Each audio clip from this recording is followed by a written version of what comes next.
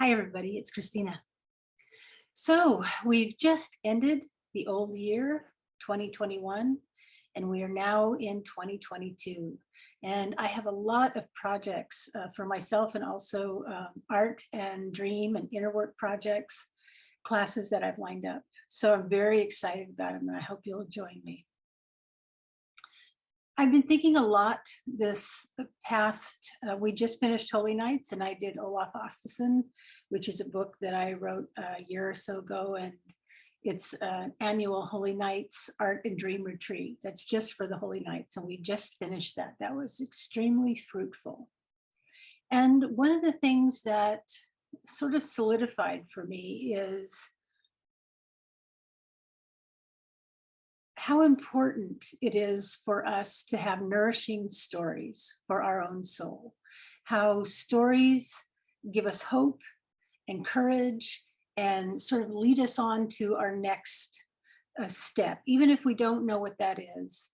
And I was thinking back on when I was younger, and I don't think age actually matters, but when I was feeling really lost in my life, and I remember standing on a street corner with a friend of mine, and I live in Santa Barbara, and it's not a very big town, which is nice. And I was just looking at all the people hurrying back and forth.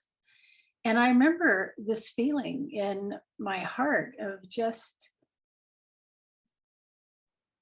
like I was behind my eyes, like I was 2 feet back behind myself. And I was very depressed. And I said, they all look like they have a life, but I don't have a life. And that was the beginning of a very long journey. And, the thing is, one of the things I think we can take heart is that it's a gradual journey and we don't have to do everything all at once, but we can set our intention and go for that, just that first step.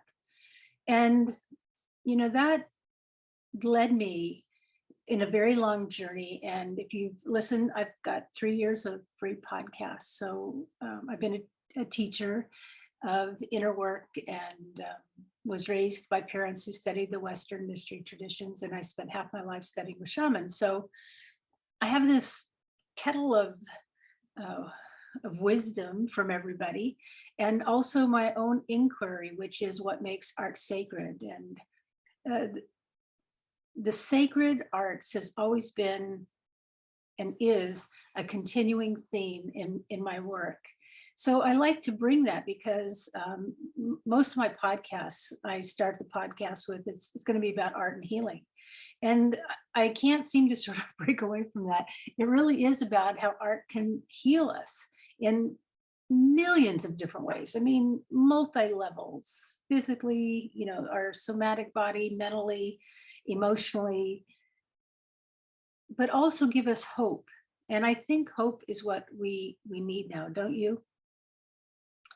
So I remember that it was about the time I was studying at the Foundation of Shamanic Studies. That was in the early 90s. And Sandy Ingerman had just come out with the Soul Retrieval book, in which she was doing trainings. And so of course I signed up for that immediately with a lot of my friends. And we went to the desert and I received that training. And, part of me is, even though I'm a dream teacher and I went through the dream studies training at JFK, and my father taught me dreaming from a Western mystery tradition aspect, and I've worked with shamans, I'm still like, I have like a critical mind. And I don't mean critical mind like negative. I mean, like, let's see if this works. Does it replicate? Is it reliable? Can people use it? Do other people get the same results? Is it practical? Does it actually change our lives?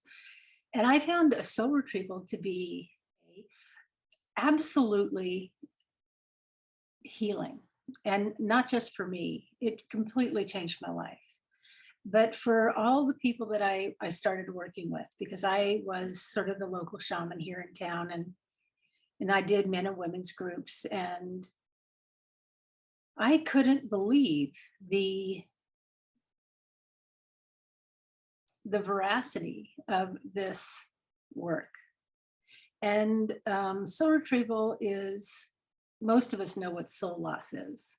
Soul loss is where you feel like you're not really yourself, your juju's gone, you know, whoever you know, your vim, verve, vigor is gone, or you feel lost, alone, like pointless, like you can't seem to find the rudder of your life.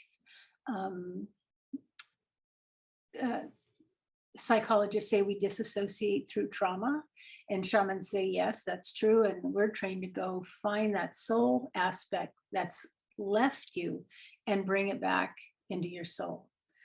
So this was a profound experience for me, that I had a soul retrieval practice. So my clients would get power animal retrieval, soul retrieval, and soul retrieval integration rituals. And then we'd watch, you know, what would happen within a month or 2 or 6 months. And I was always so amazed at the deep inner resonance and transformation, but also how their life changed. And I remember one gal was a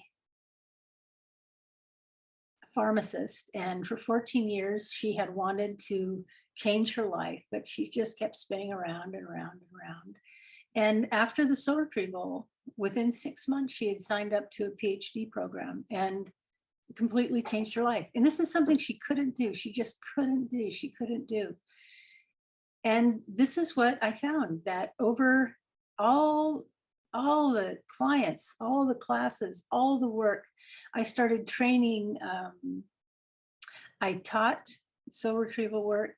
I had an advanced class, a group of practitioners, and I trained in the advanced techniques of soul retrieval. And it still astounds me what happened for myself.